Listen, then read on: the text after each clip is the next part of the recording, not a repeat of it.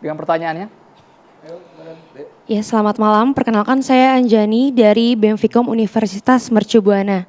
Saya ingin bertanya kepada Bang Diki dari PSI.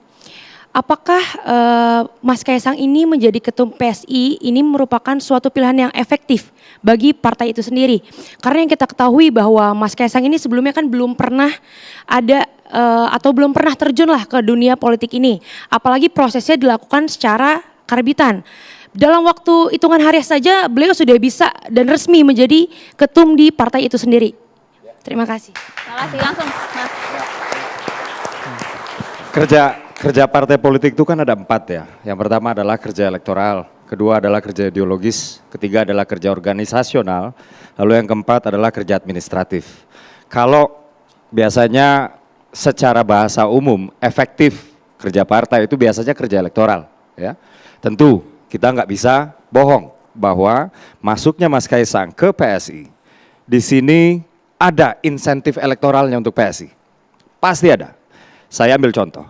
Kemarin itu yang terdaftar ya, relawan Jokowi.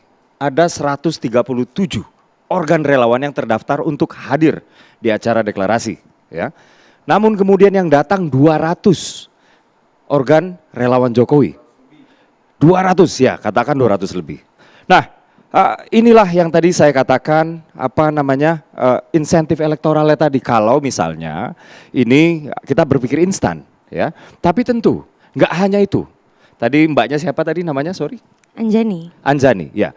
Mbak Anjani betul bahwa nggak mungkin juga hanya itu yang bisa kita andalkan, ya. Sehingga apa yang dilakukan oleh Mas Kaisang ke depan? Tadi saya baru aja loh sebelum dari sini ya, baru aja meeting dengan Mas Kaisang tadi. Itu adalah meeting kami yang pertama ya. Jadi yang beliau lakukan pertama itu bukan memberikan instruksi, tapi mendengarkan kita. Ini luar biasa sekali. Jadi pas baru membuka rapat, dia bilang saya ingin kenal, oke, kenalan satu-satu. Yang kedua, saya ingin mendengarkan. Saya nggak mau ngomong apa-apa di sini. Saya ingin mendengarkan dulu. Itu yang kedua, ya. Nah, kalau ini kita sandingkan kemudian dengan apa yang menjadi pidato Mas Kaisang kemarin, beliau mengatakan saya siap untuk memimpin konsolidasi PSI di seluruh Indonesia. Dan beliau mengulang sebanyak 2 kali, terutama di daerah kabupaten dan perdesaan. Karena itulah kelemahan PSI, Jadi kalau misalnya saya melihatnya ya, apa yang sudah dipikirkan oleh Mas Kaisang itu adalah pemikiran efektif. Artinya kayak begini, tahun 2019 setelah PSI mendeklarasikan kegagalan kami masuk ke Senayan oleh Sis Grace Natali yang waktu itu masih menjadi ketua umum ya. Kami melakukan semacam evaluasi, termasuk saya ikut di dalamnya. Kami melakukan evaluasi itu di Bogor ya. Pada saat di Bogor kami petakan suara-suara itu. Dan yes, kami hanya populer di kalangan perkotaan. Kami hanya populer di kalangan mereka yang berusia antara 25 sampai dengan 35, misalnya seperti itu ya. Dan hanya perkotaan saja. Dan Mas Kaisang ketika dia mengatakan bahwa kita harus masuk sampai ke pelosok-pelosok hingga 2 kali. Bahkan kata kota itu nggak disinggung oleh Mas Kaisang. Dan tadi ini di follow up lagi oleh Mas Kaisang di dalam rapat tadi ya. Dan memang saya harus ke sini. Jadi kesimpulan rapat itu tadi saya nggak ikut ya. Karena rapat masih berlangsung waktu saya ke sini. Tapi Kaisang nggak marah ya Bang Uki ya? Kita boleh ke Bang Kodari dulu ini. Nggak, tapi kesimpulan saya sebentar. Oke. Kesimpulan saya adalah kalau memang Mas Kaisang nggak punya kapasitas tersebut, beliau itu tanpa diberitahu nggak mungkin bisa langsung mengidentifikasi apa yang menjadi kelemahan-kelemahan PSI. Kurang lebih seperti itu, Mbak Anjani jawaban. Baik. Bang Kodari, akan mengubah konstelasi politik tidak masuknya Kaisang ke PSI? Iya, pertama begini, kalau menurut saya antara Kaisang dengan PSI yang lebih mau siapa, yang nembak duluan siapa, hemat saya itu Kaisang. Ya.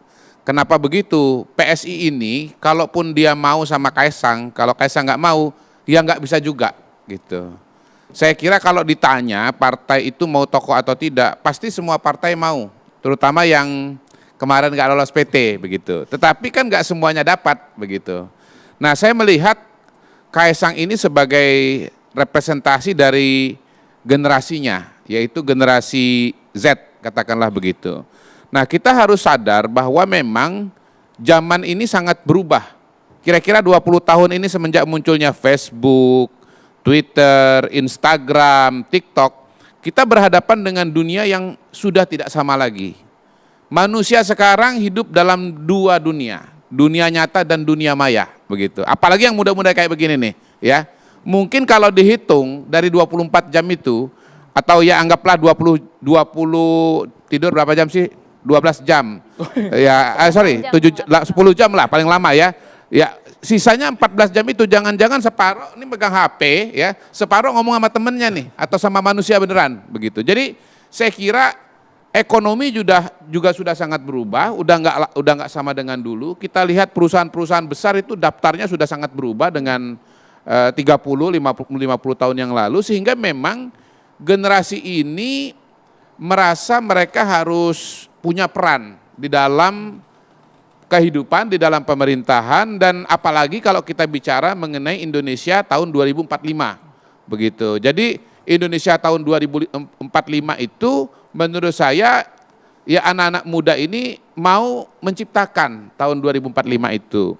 Nah, kita kan kenal nih di zaman kuliah yang namanya peradaban itu ada paling enggak 4. 1 agraris, 2 industri, 3 ya jasa mungkin telekomunikasi, dan yang terakhir ini digital begitu. Sebetulnya tanpa disadari partai politik yang ada di parlemen sekarang ini, yang ada di Indonesia sekarang ini, sesungguhnya agak-agak mencerminkan 3 generasi, 4 generasi itu loh, Bang Ginting ya. Saya tadi catat-catat tuh, PNI berdiri tahun 1927, hampir 100 tahun. Ya PNI yang kemudian jadi PDI kan.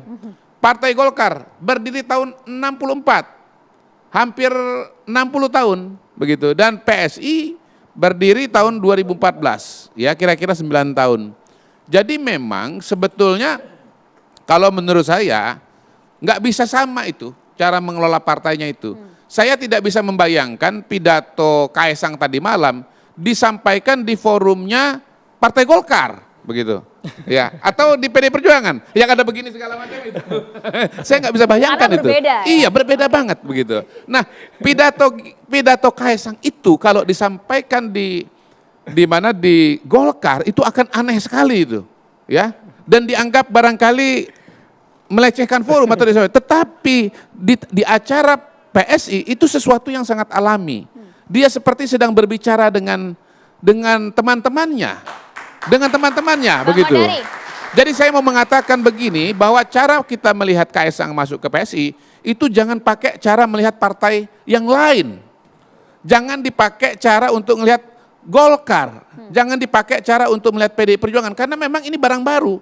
Ini startup politik, ini startup politik. Kalau Anda bicara Facebook, lalu Anda mengatakan, ini pendiri Facebook, pengalamannya apa? Kagak ada, karena memang dia membuat sesuatu yang total baru sama sekali begitu.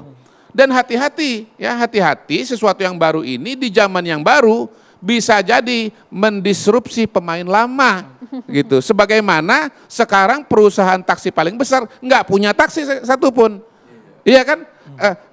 Jaringan hotel terbesar tidak punya hotel satupun juga begitu. Nah, poin kedua ya, dengan asumsi seperti itu, maka saya mau mengatakan waspadalah tahun 2024 akan ada kejutan, bisa ada satu partai baru yang akan menjadi pimpinan di DPR RI. Segitu dulu, cukup. Makasih. Endingnya lumayan penting. Bung Ginting, tapi Anda melihat tidak masuknya kemudian Kaesang di PSI bahkan hingga menjadi ketum, ada cawe-cawe seorang presiden tidak? Oh iya, jadi begini ya. Indonesia tidak ada tanpa demokrasi. Demokrasi tidak ada tanpa politik. Politik tidak ada tanpa partai politik. Partai politik tidak ada tanpa aktor politik. Nah, Presiden Jokowi adalah aktor politik. Dia punya kelebihan antara lain di dalam menggalang informasi, dalam pengertian dia mampu masuk ke wilayah-wilayah baru dengan pencitraannya. Tapi ada kekurangannya. Kekurangannya adalah citra cermin dan juga soal korporasi. Kita bisa lihat. Jadi saya terkejutnya adalah kartu politik mulai dibuka ini. Sama siapa Bang? Oleh Kartu politik mulai dibuka oleh Presiden Jokowi. Karena? Jadi Isinya begini, apa Bang? Isi kartunya apa? itu, Bang? Kalau tadi semula orang memperkirakan bahwa PSI adalah partai orang muda, tapi begitu muncul Kaisang, maka tidak bisa dilepaskan dari aktor politiknya adalah Presiden Jokowi. Jadi ada kepentingan yang sama antara PSI dan Jokowi. itu sudah pasti Jokowi. itu Bang Ginting ya? Iya, jadi tidak ada politik yang kebetulan. Kita bisa lihat PSI itu dalam pemilu 2019 hanya memperoleh sekitar 1,9% atau sekitar 1,9 juta. Untuk mencapai 4% electoral threshold itu butuh 2,2 juta. Atau tambahan 2,2%. Saya lihat ini pragmatisme politik yang juga akhirnya dilakukan oleh PSI.